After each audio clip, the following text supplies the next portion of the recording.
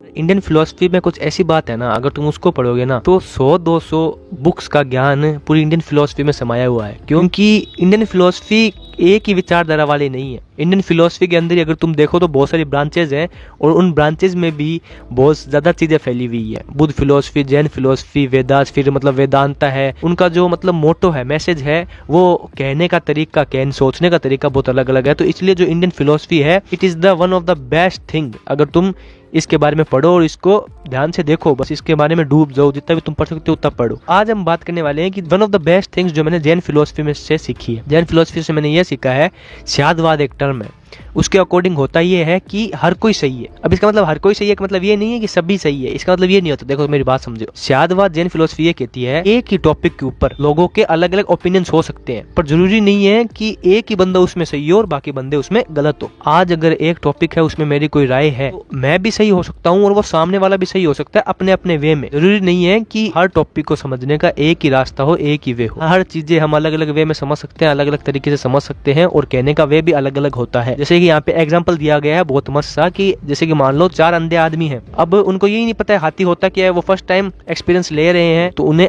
हाथी के अलग अलग पार्ट से पकड़ा दिए जाते हैं। एक को हाथी का पैर पकड़ा दिया जाता है, एक को हाथी की पूंछ पकड़ा जाती है, एक को हाथी का सूंड और एक को हाथी का पेट पकड़ा दिया जाता है। जिसने पांव पकड़ा था वो कहता है कि एक मोटी लकड़ी को मैंने पकड़ा था, जिसने पूंछ पकड़ी थी वो कहता है कि मैंने एक रस्सी को पकड़ा था, जिसने पेट पकड़ा था उसने कहा कि मैंने तख्ते को पकड़ा था। अब मेरे को एक बात बताओ, इनमें जो चारों आदमियों ने अपने अपने एक्सपीरियंस बताए हैं, क्या वो गलत है? चारों के चारों अपने अपने हिसाब से सही है, पर फिर भी उनको पूरी नॉलेज नहीं है। यही जैन फिलोसफी तुमको समझाती है। जैसे कि वो सब है ना, पूरे हाथी को नहीं जानते पर उसके अलग अलग पार्ट्स को जानते हैं ना, वैसे हम पूरे ज्ञान को नहीं जानते, उसके अलग अलग भागों को जानते हैं। तो अब क्या होगा कि जो 3-4 आदमी हैं जो अंधे हैं, वो एक दूसरे से बात करेंगे, पूछेंगे भाई तेरे को क्या लगा हाथी क्या है, तो एक दूसरे से बात करेंगे ना, तो उनको ये आभास होगा कि जो मेरे को पता चला था ना, वो ज्ञान पूरा नहीं था, वो ज्ञान अधूरा था हाथी के बारे में। मेरे को जो पता चला था वो सिर्फ हाथी का एक पार्ट था। तो ऐसे करते करते वो पूरे हाथी को जान जाएंगे। यही हम कर सकते हैं। अगर हमने ये मान के बैठ गए मैं ही सही हूँ, तो हम कभी ग्रो नहीं कर पाएंगे और हम अपने चीज में उलझे रह जाएंगे। पर जबकि हम ये मानेंगे कि मैं भी सही हूँ अपनी जगह, बट मेरे को सिर्फ एक पार्ट पता है, तो दूसरे से भी बात करता हूँ कि वो इसी एक चीज के बारे में क्या सोचता है। तो कोई भी चीज हो उसके बारे में जितना हो सकता है उतना वार्तालाप करो, दूसरे की राय जानने की कोशिश करो। कोई भी नई चीज तुम उससे सीख रहे हो वो तुम सीख लो और उसको भी कुछ सिखा दो, ताकि